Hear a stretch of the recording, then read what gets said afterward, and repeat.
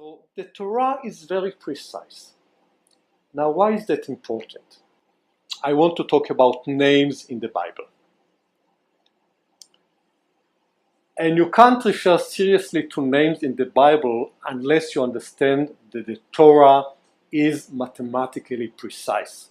Because I can start giving all kinds of interpretation to names, and people will ask me, why do you give such weight to names?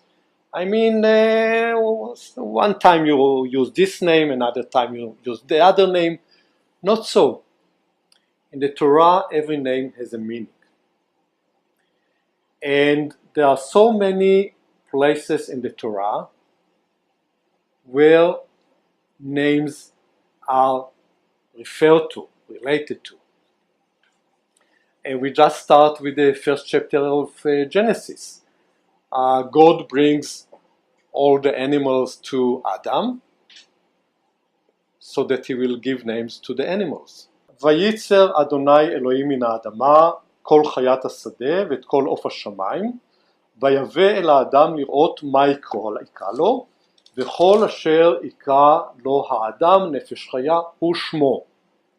So already in the first chapter, such serious reference to names, because names describe the essence of that which is named. And then when you go on and on and on, both in the Torah and in the prophets, you see relating to names again and again and again. We know that God told Abraham that he should change his name. He put an extra letter in the name. Instead of Avram, Abraham. He put an A in the name. Changing the name of Sarai, Abraham's wife. Instead of Sarai, Sarah. And on and on and on. The most extraordinary verse that I find in the Torah is in Exodus. וידבר אלוהים אל משה ויאמר אליו אני אדוני. I'll translate it into English, preserving the names of God. And God, Elohim, and Elohim talked to Moses and said to him, I am Jehovah. Now when you look at these two names in the Bible, Elohim and Jehovah, they have very specific meanings. Very specific meanings. And when I go from one place to another, the Torah, the prophets, they are so precise in the use of the two names, Elohim and Jehovah. What's the difference between these two names? Now, we have to be very careful here, because unlike other names in the Torah, when I said that the names express the essence of what is named, of course you can't say the same about God. So the two names are not names for God, but names for his leadership of the world. The word Elohim comes from force.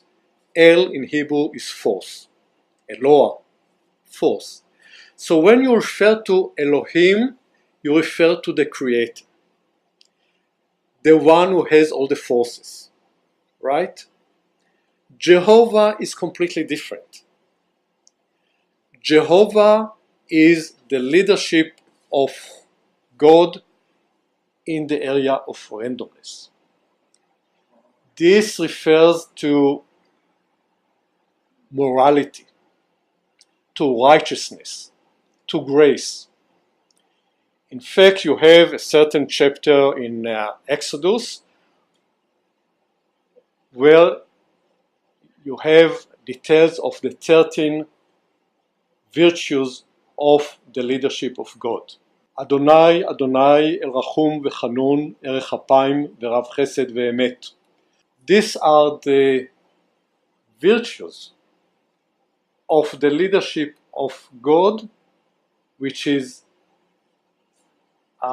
concentrated in the name Jehovah.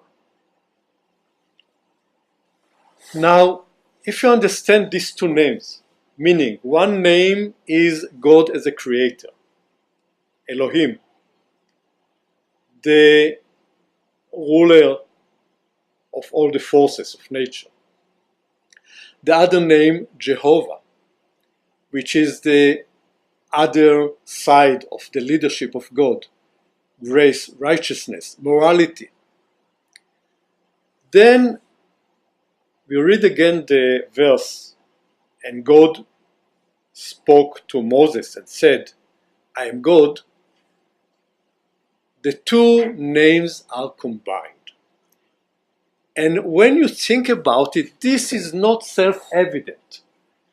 It's so peculiar. Why should God as creator will be also God as the source of morality, of righteousness, of virtue?